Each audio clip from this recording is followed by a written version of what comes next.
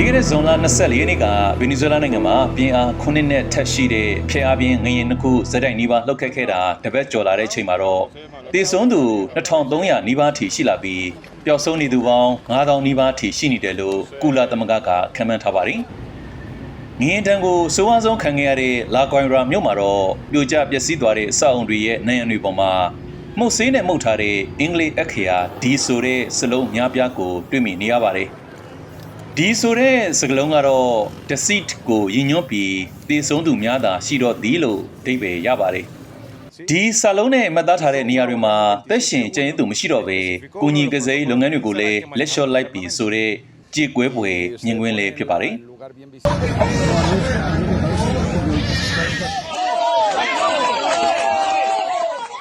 ရင်းနှံပေါ်ကျော်ဝါပြီမဲ့လေစေစုနှစ်နဲ့ချီပြီးစီးပွားရေးကျက်တဲ့လန်ဒရာနဲ့ဂျမိုင်စနစ်တွေယိုယွင်းနေကြတဲ့ဗီနီဇွဲလားတွေ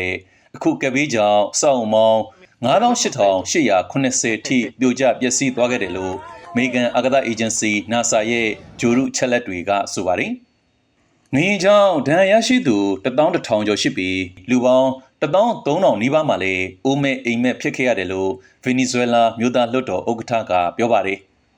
လက်တလုံးမှာရိတ်ခါနဲ့တောက်ရီရှားပါနေပြီးဗီနီဇွဲလားပြည်သူတွေဟာကူညီတွေရဖို့တန်းစီဆောင်တိုင်းနေရတဲ့လူဒန်းကြီးဟာလည်းတရက်ထက်တရက်မုံမရှည်လျားလာနေတယ်လို့ AFP သတင်းတပုတ်မှာဖော်ပြထားပါတယ်။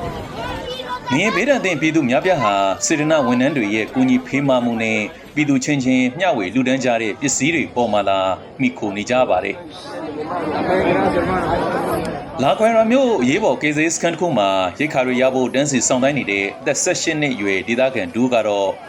ဒီမှာပစ္စည်းတွေဝေတော့ဝေပေးကြပါတယ်။ဒါပေမဲ့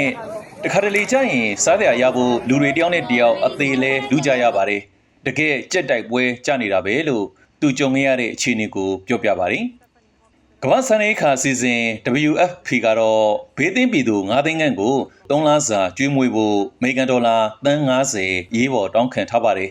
။ဗီနီဇွဲလားနိုင်ငံရဲ့ဒီဖြစ်အဆိုးဟာသမ္မတနီကိုလတ်မဒူရိုကိုအမေရိကန်ကယာဒူကနေဖယ်ရှားပြီး6လကြာမှပေါ်ပေါက်လာခဲ့တာဖြစ်ပါတယ်။အမေရိကန်ကတော့ငရင်ဘေးတွေကယ်ဆယ်ရေးလုပ်ငန်းတွေလုပ်ပေးနိုင်မှုအမေရိကန်စစ်ဘက်မှုရန်2000ခန့်ဗီနီဇွဲလားကိုစေလွတ်ထားတယ်လို့ဆိုပါတယ်။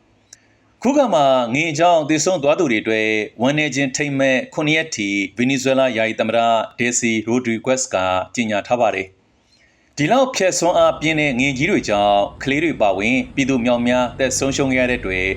ဗီနီဇွဲလားတနိုင်ငံလုံးကပြည်သူတွေရဲ့ရင်ထဲမှာအကြီးကျယ်စိတ်ထိခိုက်ကြေကွဲရပါတယ်လို့ဒေစီရိုဒရီဂွက်စ်ကပြောဆိုထားပါတယ်ခင်ဗျာ။မြန်မာနောင်ပရိသတ်များမင်္ဂလာပါရှင်။မတရားမှုတွေကိုစက်ဖော်ထုတ်ဖို့နဲ့မရှိမဖြစ်လိုအပ်တဲ့သတင်းချက်လက်တွေပေးပို့နိုင်မှုမြန်မာနောက်အမာခံတွေရဲ့ပံ့ပိုးကူညီမှုကအရေးပါတဲ့အခန်းကဏ္ဍမှာရှိနေပါတယ်။ကျမတို့မြန်မာနောက်အနေနဲ့ပြီးခဲ့တဲ့2025ခုနှစ်ထဲမှာသတင်းမှန်တွေစာဖတ်သူစီအရောက်ပေးပို့နိုင်ခဲ့ပြီးတော့ဒီထက်မှာလာရှိုးကနေကိုကန့်တက်တွေဆုတ်ခွာဖို့တရုတ်ကဘလို့အကြက်ကင်ခဲ့တယ်လဲ။ Facebook မှာပြန်လည်ခေါင်းထောင်လာတဲ့စစ်တပ်ရဲ့စိတ်သက်စစ်စင်ရေးပြည်ထောင်စုကြက်ခိုင်ရေးနဲ့ဖွံ့ဖြိုးပါတီဥက္ကဋ္ဌဦးခင်ရီဟာငွေကျပ်ဘီလီယံနဲ့ချီတဲ့ပါတီပိုင်ငွေကြေးတွေကိုမိသားစုပိုင်စီးပွားရေးလုပ်ငန်းနဲ့စီးဆင်းစေခဲ့တဲ့ဆိုတဲ့အကြောင်းနဲ့စွမ်းရှင်တို့ရဲ့ခေါင်းကင်ဖခင်လက်မြုပ်ခင်ကြီးဆိုတဲ့သတင်းတွေကိုအထောက်ထားတွေနဲ့တကွ